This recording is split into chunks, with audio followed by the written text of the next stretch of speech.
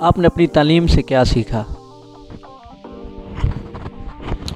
میں نے اپنی تعلیم سے بہت بنیادی جو بات سیکھی نا، وہ چھٹی جماعت میں ایک ہم درخواست لکھا کرتے تھے، اور خوش قسمتی سے آپ کے دادا حضور جو ہیں وہ قاضی احمد دین صاحب ہمارے استاد تھے، جنہوں نے ہمیں انگریزی پڑھنی سکھائی، پہلی کلاس انہیں کی تھی۔ اس میں ہم ایک درخواست لکھا کرتے تھے جس پہ لکھا ہوتا تھا کہ پہلی بات یہ ہوتی تھی to whom it may concern, اور دوسری بات ہوتی تھی ود ڈیو ریگارڈس یا ود ڈیو رسپیکٹ۔ تو میں نے میٹرک سے لے کے پی ایچ ڈی تک یہ سیکھا کہ جس اسٹوڈنٹ کو اس فقرے کا مطلب پتہ چل گیا ود ڈیو ریگارڈز اور رسپیکٹ، اس کا مطلب یہ ہے کہ جسے اللہ نے عزت دی اس کی عزت آپ پہ کرنی فرض ہے۔ مثلاً آپ کے جو استاد ہیں اس کے لیے لکھا جاتا تھا ود ڈیو رسپیکٹ، کہ آپ کی عزت کرنا مجھ پہ فرض ہے، یا مجھ پہ ڈیو ہے، یا مجھے کرنی چاہیے۔ تو جو بھی لوگ یہ سیکرٹ سیکھ گئے نا کہ آپ نے اپنے سے بڑے کی، اپنے استاد کی، اپنے سے زیادہ علم رکھنے والے آدمی کی عزت کرنی ہے، تو آپ ساری زندگی ہمیشہ کامیاب و کامران رہیں گے، اور آپ سے لوگ بھی سیکھیں گے، اور آپ بھی ایک اچھی زندگی گزاریں گے۔ تو with due regards with due respect کا مطلب اگر کسی کو سمجھ آ گیا، جو کہ آپ کی پہلی کلاس میں آپ کو بتایا جاتا ہے، تو یہی آپ کی پی ایچ ڈی آپ کو بتائے گی، یہی آپ کا ماسٹرز آپ کو بتائے گا، اور یہی آپ کا تجربہ آپ کو بتائے گا۔ آپ کا بزنس کیا ہے؟ بڑا اچھا سوال ہے، اس میں جواب بھی آپ کے لیے شاید حیرت ہو۔ ڈاکٹریٹ کرنے کے بعد میں نے اس تعلیم کے مطابق کوئی کام نہیں کیا، یعنی میں نے جاب نہیں کی۔ تو یہ ضروری نہیں ہے کہ آپ کسی جاب کے لیے پڑھتے ہیں، آپ نالج کے لیے اور اپنے آپ کو سمجھنے کے لیے، اپنے آپ کو ایکسپریس کرنے کے لیے، دنیا کو جاننے کے لیے۔ اس کے بعد میں نے پی ایچ ڈی کرنے کے بعد میں نے بزنس کیا، میں نے کمپنی اسٹیبلش کی جاپان میں، اور میں جو ہے مشینری اور گاڑیاں جو ہے ایکسپورٹ کرتا ہوں دوسرے ممالک میں، جاپنیز گاڑی۔ تو دوسرا ایک میرا تصور ہے، میں ایک بہت لمیٹڈ کام کرتا ہوں، کوئی امپائر نہیں کھڑی کی اور نہ کھڑی کرنے کا کوئی مقصد تھا۔ اگر آپ کی جائز ضروریات اگر آپ کی پوری ہو رہی ہو، اور آپ اپنی فیملی کو یا آپ کی جو آپ کے اوپر ذمہ داریاں ہیں اس کو اگر آپ لے کے چل رہے ہیں، تو ضروری نہیں ہے کہ آپ 24 گھنٹے کام کریں یا بالکل جنوں کی طرح اس کے پیچھے پڑ جائیں۔ ایسا نہیں ہے، میں بالکل باقی تمام ایکٹیویٹیز جو ہے، میں سوشل ورک کرتا ہوں، والنٹیئر طور پہ لوگوں کے کیسز کے بعد عدالت میں جاتا ہوں، پولیس کیسز میں ان کی ہیلپ کرتا ہوں، ہاسپٹلس میں جاتا ہوں، لیکن اس کے ساتھ ساتھ میں اتنا ہی کام کرتا ہوں جتنا مجھے ضرورت ہوتی ہے۔ اور جب میرا وہ ٹارگیٹ ہر مہینے پورا ہوتا ہے تو اس کے بعد میں گھومنے چلا جاتا ہوں۔ میں پاکستان ریگولر آتا ہوں، میرے ساتھ بہت سارے لوگ ہیں، ہزاروں لوگ ہیں جو شاید 2-4 سال میں ایک دفعہ آتے ہوں، لیکن میں یہ کورونا سے پہلے ہمیشہ I was a frequent visitor to Pakistan. تو میری کمپنی ہے، تو میں اس کا چیف ایگزیکٹو ہوں، جو میں نے 97 میں بنائی تھی، اور ماشاء اللہ ابھی تک کمپنی چل رہی ہے، اس کے تحت میں چھوٹا موٹا کام کرتا ہوں۔ آپ کام کہاں کرتے ہیں؟ میرا بیسک سیٹ اپ سارا جو ہے جاپان میں ہے، چونکہ جاپان دنیا کا ترقی یافتہ ملک ہے، ہم وہاں سے چیزیں خریدتے ہیں لوکل مارکیٹ سے یا آکشن سے۔ اور پہلے دبئی میں ہم کام کرتے تھے، پھر دبئی میں جب خراب ہوا کام تو میں اب فلپائنز میں جو ہے ہیوی مشینری اور ٹرکس بھیجتا ہوں۔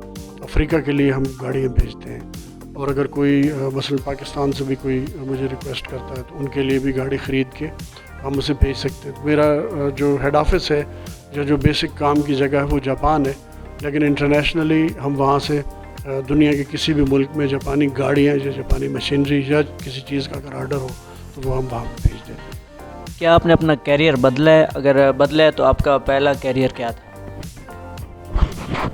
بالکل، اور وقت کے ساتھ ساتھ آپ کو اپنا کیریئر بدلنا چاہیے۔ جی اب وہ پرانا دور ختم ہو گیا کہ جی آپ نے کوئی کام کیا ہے تو آپ ساری زندگی وہی کریں گے۔ آپ کو جب بھی جس وقت بھی موقع ملے، آپ فوری طور پر دوسری سٹیج کے لیے پچھلی کو قربان کر کے، اور اگر آپ بہتری کی طرف جا رہے ہیں تو آپ بدلیں۔ مثلا میں اسٹیل ملز میں ایک بہت اچھی ملازمت کرتا تھا جو لائف ٹائم جاب تھی اور جس میں ترقی کے بہت چانسز تھے، اس میں پڑھنے کی بالکل ضرورت نہیں تھی۔ میں نے جس تعلیم پہ اسٹیل ملز کو جوائن کیا تھا اسی پہ مجھے رہنا چاہیے تھا ٹیکنیکلی، لیکن مجھے جو ہی چانس ملا میں نے نائٹ ڈیوٹی کروا کے یونیورسٹی جوائن کی، اور مجھے جو ہی چانس ملا میں نے اسٹیل مل کی بہترین جاب جو اس وقت ایک ڈریم جاب تھی وہ چھوڑ کے میں باہر چلا گیا۔ اور باہر جب میں نے سمجھا کہ میں نے ڈاکٹریٹ کر لی، وہ میرا خواب تھا، میں نے فوری طور پہ مجھے نظر آیا کہ جی اب اس وقت رشیا کی مارکیٹ جو ہے نئی بن رہی تھی، میں ایک بالکل اندیکھی مارکیٹ میں آ گیا گاڑیوں کے کام میں۔ اور پھر جب پتہ چلا کہ جی گاڑیوں کے کام میں اتنی نہیں ہے تو میں نے بدل کے مشینری میں چلا گیا۔ تو کیریئر بالکل آپ کو بدلنا چاہیے جس طرح وقت کی ضرورت ہو اور جو آپ کام کر سکیں، لیکن وہ بہتری کی طرف ہونا چاہیے، ون سٹیپ اہیڈ، تنزلی کی طرف نہیں۔ آپ کے خیال میں یا آپ کے نزدیک پیشہ ورانہ کامیابی کا راز کیا ہے؟ پیشہ ورانہ کامیابی کا راز ہے دیانت، اور جو کہ اسلام نے ہمیں بتایا بیسک پرنسپلز۔ دنیا کا کوئی کاروبار آپ فراڈ، چیٹنگ، بے ایمانی سے اس کو کبھی بھی نہ تو کامیاب بنا سکتے ہیں اور نہ ہی اس کو کسی کے لیے مثال بنا سکتے ہیں۔ اگر غلطی سے جیسے کہ کسی کی لاٹری نکل آتی ہے، کوئی بندہ ان الٹے سیدھے ہتھ کنڈوں سے امیر بن بھی جاتا ہے، اس کے ارد گرد کے لوگ اس کی بے عزتی کرتے ہیں، اس کا مذاق اڑاتے ہیں، اس کی غیر موجودگی میں اس کو گالیاں دیتے ہیں، اس کو وہ کامیاب آدمی نہیں مانتے نا۔ تو سب سے بڑی پیشہ ورانہ کامیابی ہے کہ آپ جو بھی کام کریں اس کی ایک تو سمت درست رکھیں، اس کے بعد اس پر اپنی پوری محنت کریں، کوشش کریں کہ آپ جو خود کما رہے ہیں وہ حلال ہو اور بچوں کو حرام نہ کھلائیں۔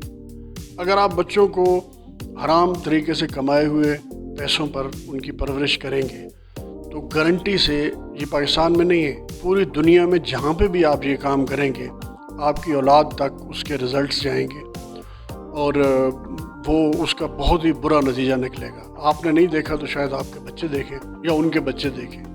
تو پیشہ ورانہ کامیابی یہ ہے کہ آپ اسلام کے اصولوں کے مطابق سارے کام کریں، حلال کمائیں، لوگوں کو حلال کی ترغیب دیں، کم از کم خود کوئی ایسا کام نہ کریں جس سے آپ کی روزی جو ہے، رزق جو ہے، جس سے آپ اپنے بچے پال رہے ہیں یا خود کھا رہے ہیں، وہ کسی بھی طریقے سے حرام، فراڈ، چوری، ڈکیتی یا کسی اور غیر قانونی طریقے سے آپ تک آئے۔ پیشہ ورانہ کامیاب وہ ہے جو اسلام کے اصولوں کے مطابق کم از کم چھوٹی موٹی نیکی کرتے ہوئے اپنی زندگی گزارے۔ کیا آپ کو جاپان کی طرف سے نیشنلٹی آفر نہیں ہوئی؟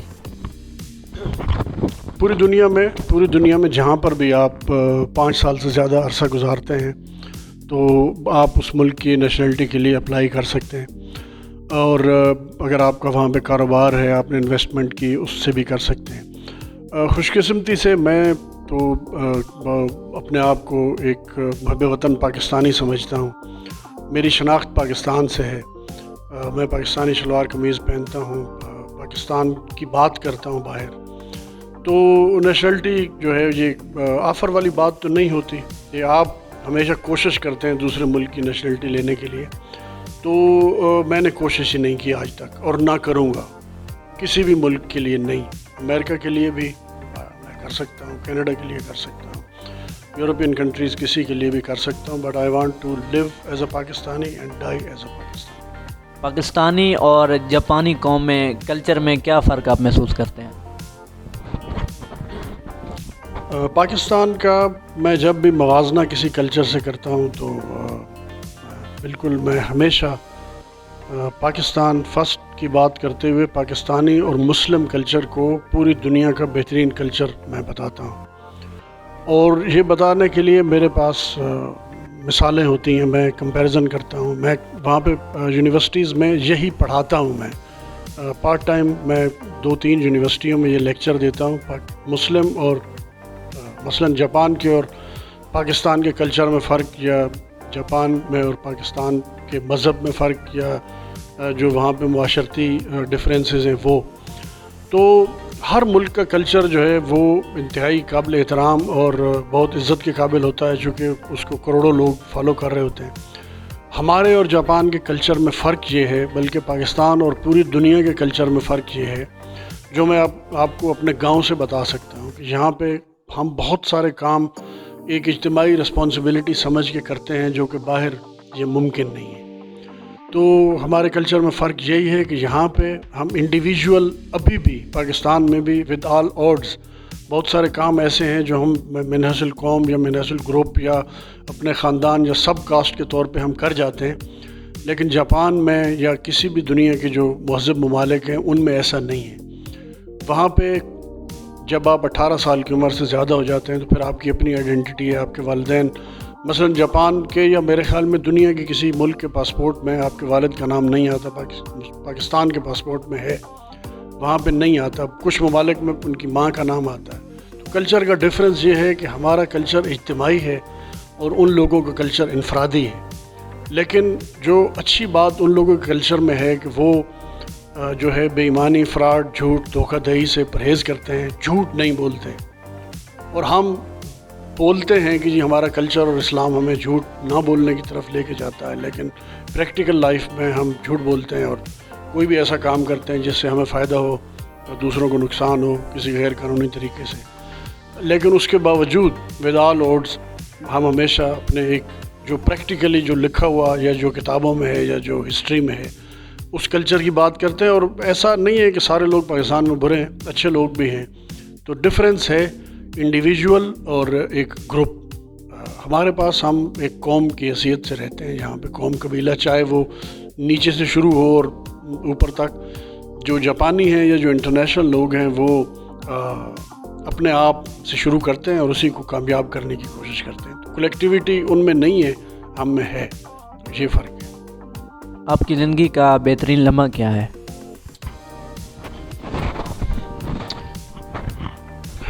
آپ کی جو زندگی گزر گئی وہ ساری ہی بہترین ہے۔ جو اللہ تعالیٰ نے وقت آپ کے لیے پیدا کیا اس میں جو کچھ ہوا وہ آپ کے محسوسات ہیں، کہ بعض اوقات آپ سمجھتے ہیں کہ جی آج میرے لیے کوئی برا دن تھا، ایسا نہیں ہے۔ جو بھی وقت گزر گیا زندہ آدمی کی زندگی میں وہ بہترین لمحہ ہے، اور جو آنے والا ہے اس کے لیے تو آپ ایکسپیکٹ کر سکتے ہیں، لیکن ان محسوسات کو ختم کر کے ہم لمحات کی ہمیشہ قدر کریں جو گزر گیا۔